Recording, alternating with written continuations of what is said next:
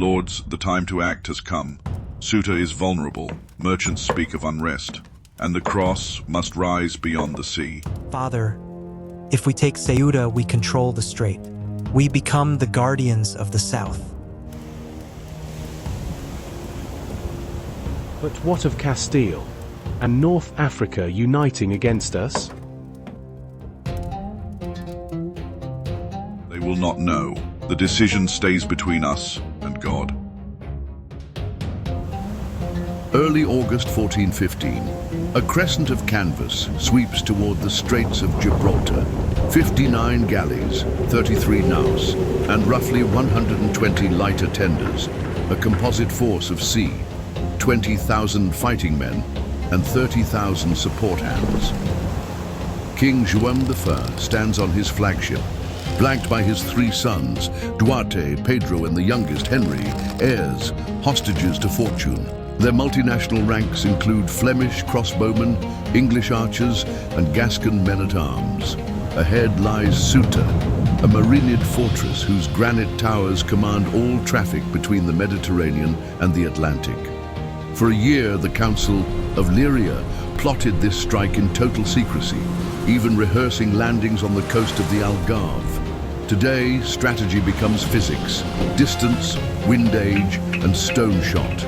The clash that is about to erupt will decide whether Portugal remains a minor coastal realm or steps onto the world stage. 12th August. As the first Portuguese vessels nose into the roadstead, Ceuta's bombards, bronze guns firing 60-kilo limestone shot, open at 200 meters, the effective range measured in Zurara's chronicle. Impact columns 3 stories high. Hammer the water, splinters of salt sting exposed skin. Portuguese galleys answer with swivel guns, loaded with quarrel shot, yet currents and harbor chains deny them a beachhead. On the ramparts, Governor Salah ibn Salah orders civilians, evacuated and lights beacons to summon Berber levies. Ceuta feels impregnable. Double curtain walls, 14 towers and a brand new citadel paid for by Sultan Abu Sa'd Uthman III. As dusk falls, both sides break contact. A mathematical deadlock hangs over the bay, heavy ordnance versus tidal shallows. Night of 16th August. Meteorological records from the strait show summer levantes exceeding 40 knots, and one now roars in from the east. Portuguese captains strike sails, but square-rigged naus weathercock anchors drag. By dawn, the king's fleet lies scattered across 30 nautical miles. From Ceuta's walls, the silence is misread as victory. Salah ibn Salah releases reinforcements, reopens souks, even allows women and children home. Yet what the garrison hails as divine favor is merely a statistical fluke of Atlantic weather. Offshore, João I hauls his splintered squadrons together, using predetermined rendezvous bearings transcribed on wax tablets. The storm has granted him something priceless, an enemy lulled by overconfidence. 21st August, nautical twilight. Ceutan watchmen glimpse a white wall on the horizon. The entire Portuguese line reformed. Warning bells clang through the Medina. João orders landing craft swung out, shallow draft bateys that can ferry 30 men a trip. While Duke Pedro coordinates galley artillery, Prince Henry, 21 years old, is handed the royal standard.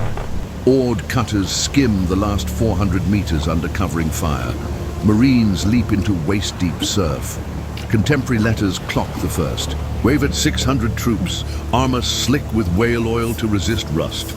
The beachhead is secured in 9 minutes. War has returned, amplified. Pressing inland, the king is wounded by an arbalest bolt to the leg, recorded by both Zurara and the Crónica de Guinée. For a moment, the advance falters. Henry seizes the banner, shouting the order preserved in the Livro de Linhagens, Avante pela Rei. The decisive moment arrives as the troops of Prince Henry and Prince Duarte target the eastern wall, the weakest point. Protected by mantlets, sappers batter the gate of Al-Medina with relentless force. The disorganized Moorish defenders fail to hold the entrance. At 1430, the gate collapses. The first Portuguese troops storm into Ceuta. But who will rule the city? Next episode, the tactics behind the conquest. Support the project with a like to help us improve the series.